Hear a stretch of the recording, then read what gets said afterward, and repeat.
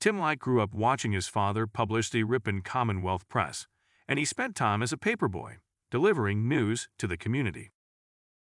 He was active in high school, running cross-country, participating in student government, playing the lead in school plays, and honing his musical talents. After graduating, Tim set off for St. Olaf College in Northfield, Minnesota, where he earned his degree in journalism and mass communications. During college, Tim interned at our nation's capital, in the White House Office of Congressional Liaison.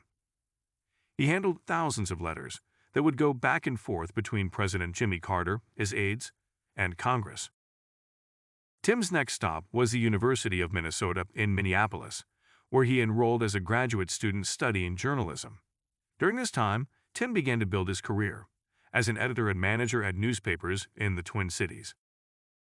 But it wasn't long before he returned to his hometown, where he joined the family newspaper, serving as general manager.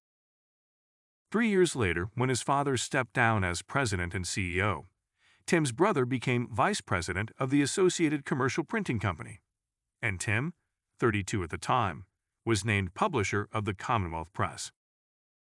For the next 3 decades, Tim would lead by example, gaining the respect and admiration of those around him, while building the Ripon Commonwealth Press's reputation as the best weekly newspaper in Wisconsin.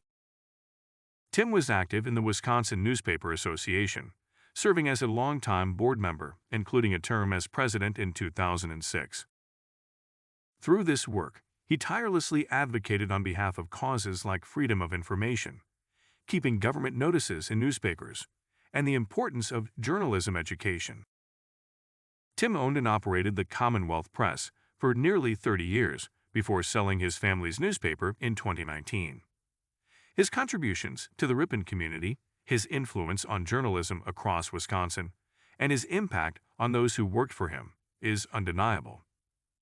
Even in retirement, his dedication hasn't waned.